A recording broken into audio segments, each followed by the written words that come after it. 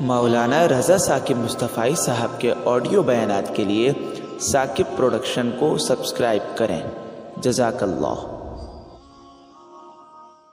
آنے والا موسم ماہ سیام رمضان المبارک، یہ ہماری زندگی کے اندر یہ نور داخل کرتا ہے کہ میرا اللہ دیکھ رہا ہے۔ کڑکتی دھوپ، برستی گرمی، زباں کانٹا، ہونٹ خشک، گلا خشک، دروازہ مکفل، ٹھنڈا پانی دستیاب، لیکن ایک گھونٹ بھی حلق سے نیچے نہیں اتارتے کہ میرا اللہ دیکھ رہا ہے۔ وضو کرتے بھی احتیاط کرتے ہیں کہ میرا اللہ مجھے دیکھ رہا ہے۔ کرتے ہیں کہ نہیں کرتے؟ یہ نور ملتا ہے کہ نہیں ملتا؟ اس کو پھر جذب کر لینا چاہیے تاکہ یہ زندگی میں چھا جائے، کیونکہ جو رمضان میں دیکھتا ہے وہ غیر رمضان میں بھی دیکھتا ہے۔ اور پھر پانی نہیں پیتے کہ اللہ دیکھ رہا ہے، کھانا نہیں کھاتے اللہ دیکھ رہا ہے، لیکن جب آنکھ بھٹکتی ہے تو اس وقت اللہ نہیں دیکھتا، جب خیال بہکتا ہے تو اس وقت اللہ نہیں دیکھتا۔ رشوت میز کے اوپر سے لے رہے ہوں یا نیچے سے لے رہے ہوں تب نہیں اللہ دیکھ رہا ہوتا، اللہ صرف کھانے اور پینے کو دیکھ رہا ہوتا ہے۔ یہ جو ایک نور آیا ہے اس کو جذب کر لیں، پوری زندگی میں پھیلا لیں۔ تو اسی لیے رمضان تقوی بانٹتا ہے، روزہ تقوی بانٹتا ہے، زندگی میں نور اور روشنیاں بھر دیتا ہے۔ اقبال نے کہا تھا، حب دولت تلف می سازت زکات، زکات حب دولت کو زائل کرتی ہے۔ جب اللہ کی راہ میں لٹاؤ گے تو اس سے کم بھی نہیں ہوگا۔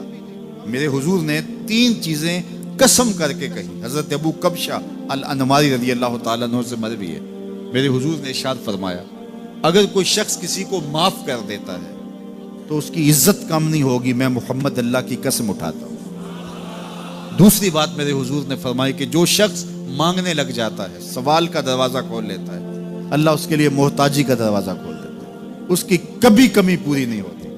اور تیسری بات میرے حضور نے قسم کر کے کہی، ما نقص مال عبد من صدقہ، کہا میں اللہ کی قسم اٹھا کے کہتا ہوں کہ صدقے سے مال کم نہیں ہوتا، صدقے سے مال گھٹتا نہیں ہے۔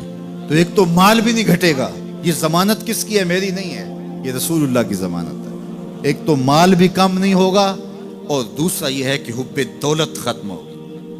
حب دولت تلف می سازت زکات، یہ ماہ سیام آ رہا ہے تو زکات سے حب دولت کو کم کیجئے، بلکہ صدقات دیجئے، نفلی صدقات کیجئے، غرباء کی مدد کیجئے، مساکین کی مدد کیجئے، اپنے غریب محتاج رشتہ داروں پہ غور کیجئے، ان کی مدد کیجئے، اپنی ہمسائیگی میں دیکھیے، پردے سے مدد کیجئے، ان کی عزت نفس بھی مجروح نہ ہو۔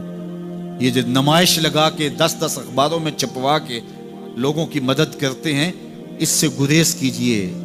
کبھی سوچیں کہ اگر آج کسی کی بیٹی لائن میں کھڑی ہے تو کل اگر یہ مرحلہ میری بیٹی کے لیے آ جائے تو پھر میرا مزاج کیا ہوگا؟ تو عزت نفس کا خیال رکھیے، لوگوں کی غربت کا تماشا نہ اڑائیے، اور لوگوں کی جو ہے وہ محتاجی کو اپنی تسکین کا ذریعہ نہ بنائیے۔ یہ تو اللہ نے تمہیں دیا اور انہیں نہیں دیا، اور وہ آزمائش کی گھڑی میں کھڑے ہیں، تم ان کے ساتھ کھڑے ہو جاؤ۔ تو لوگوں کی مدد کیجئے، دکھیوں کے کام آئیے، مساجد کی جو ہے وہ تعمیر کیجئے، مدارس دینیا کے ساتھ وابستہ رہیے، اور لوگوں کی فلاح کے لیے، بہتری کے لیے کام کیجئے۔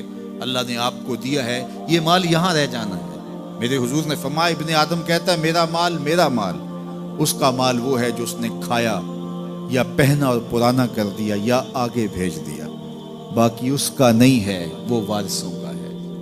مرتے ہی ورثہ بن جائے گا، مرتے ہی ترکہ بن جائے گا۔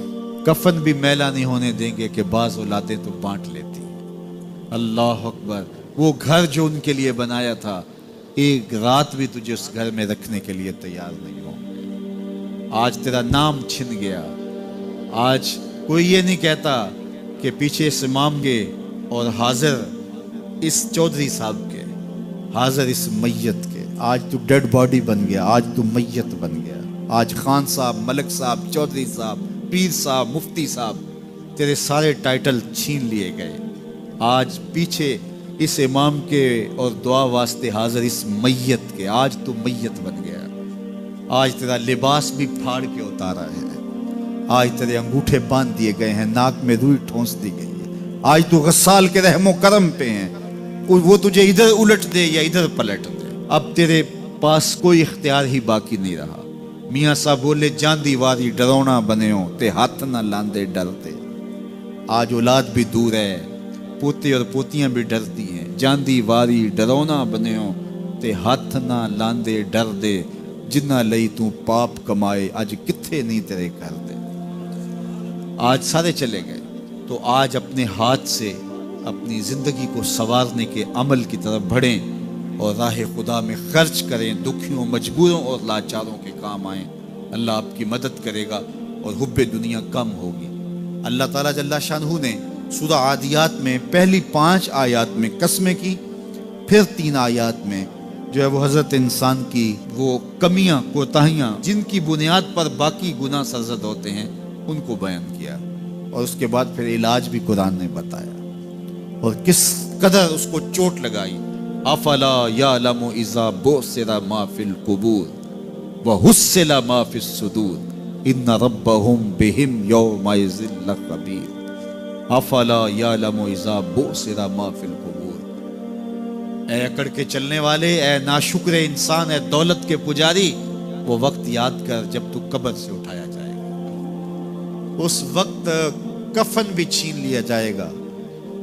اب سب کو چھین لیا گیا، دولت، بینک بیلنس، تیری جائیدادیں، پلازے، گاڑیاں، گھر، کوٹھیاں، بنگلے، سب کچھ یہیں رہ گیا، صرف ایک چادر کفن کے لے کے جا رہا ہے۔ لیکن جب قبر سے اٹھایا جائے گا یہ کفن کی چادر بھی رہ جائے گی، برہنہ اٹھایا جائے گا۔ اللہ اکبر! نہ پاؤں میں جوتے، نہ سر پہ پگڑی، نہ بدن پہ کپڑا، برہنہ اٹھایا جائے گا۔ سیدہ عائشہ رضی اللہ تعالیٰ عنہ نے سنا تو کانپنے لگی، عرض کی حضور قبر سے برہنہ اٹھائے جائیں گے تو ایک دوسرے سے حیا نہیں آئے گی؟ فرمایا عائشہ معاملہ اس سے بھی آگے ہے، کسی کو ہوش ہوگی تو حیا آئے گی، ہوش اڑے ہوئے ہوں گے، خوف قیامت طاری ہوگا، قبروں سے یوں لوگ اٹھائے جائیں گے۔ افلا یعلم اذا بعثر ما فی القبور، اب بعثر کا جو مفہوم ہے، جو ترجمہ اور معنی ہے وہ تو رہے، بعثر کا جو صوتی آہنگ ہے، جب بولتے ہوئے ایک جھٹکا لگتا ہے تو قبروں سے اٹھتے ہوئے لوگوں کی کیفیت معلوم کرنے کے لیے بعثر کا صوتی آہنگ ہی کافی ہے۔ افلا یعلم اذا بعثر ما فی القبور وحصل ما فی الصدور، حصل کے اوپر جو تشدید ہے، یہ معنی کو کتنی خوبصورتی کے ساتھ ایک مجسم پیکر میں سامنے لا رہی ہے۔ اللہ فرماتا پھر وہ وقت آئے گا جو سینے میں ہوگا وہ تشت ازبام ہو جائے گا۔ آج آپ مجھے نیک سمجھتے ہیں، میں آپ کو اچھا سمجھتا ہوں، لیکن میرے سینے کے اندر کیا چل رہا ہے یہ آپ کو نہیں پتا۔ یہ میں تقریر چہک چہک کے کر رہا ہوں، اس کے پیچھے کیا ہے؟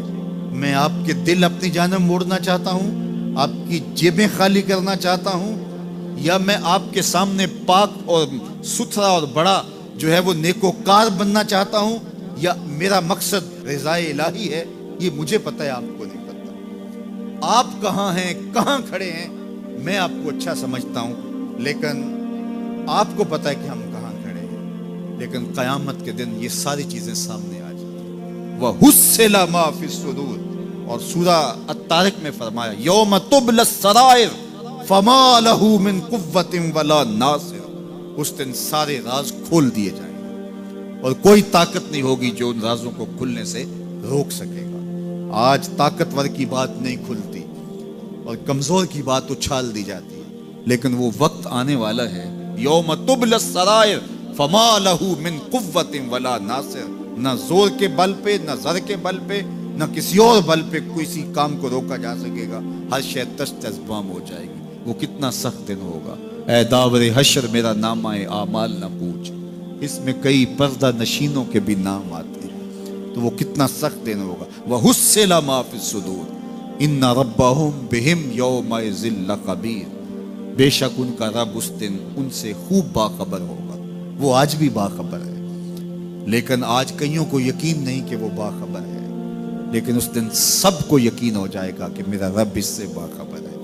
جب پرانی تصویریں چلنا شروع ہو جائیں گی، جب ساری ویڈیو سامنے آ جائے گی، زندگی میں جو جو کیا، تنہائی میں، اعلانیہ، خفیہ، جہاں جہاں جو کیا، داد عیش تھی، سب کچھ تشت ازبام ہوگا، سب کچھ جو ہے وہ سکرین پہ چل رہا ہوگا، کوئی چیز بھی تشت ازبام ہونے سے نہیں رہ جائے گی۔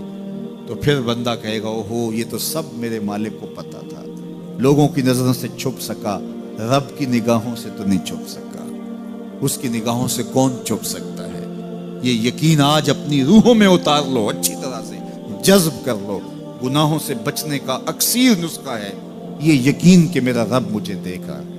یہ یقین جب روح میں جم جائے، خیالوں میں اتر جائے، اعتقاد کا پختہ حصہ بن جائے، پھر بند کوٹڑی میں بھی جرم نہیں ہو سکتا کہ میرا مالک تو مجھے دیکھ رہا ہے۔ آپ دیکھتے نہیں کہ جب 7 دروازے بند کر کے بت کے اوپر موٹا کپڑا ڈال کے زلیخا بولی ہے تلک، یوسف اب تو آ جاؤ نا، اب تو کوئی نہیں دیکھ رہا۔ قال معاذ اللہ، تو جناب یوسف نے کہا میں اللہ کی پناہ میں آتا ہوں۔ اللہ اکبر، تو دروازے بند کر کے لوگوں کی نظروں سے چھپ گئی ہے، اور بے نور آنکھیں رکھنے والے اس پتھر کے بت سے بھی حیا کرتی ہے اور اس پہ بھی پردہ ڈال لیا ہے۔ جب تو اس جھوٹے خدا سے حیا کرتی ہے، میں سچے خدا سے حیا کیوں نہ کروں جو 7ویں کوٹھڑی میں بھی دیکھتا ہے۔ اتنی روشنیاں برسی کہ گناہ کا تصور بھی محال ہو۔ تو یہ یقین کہ میرا اللہ مجھے دیکھ رہا ہے، یہ انسان کی زندگی میں نظم پیدا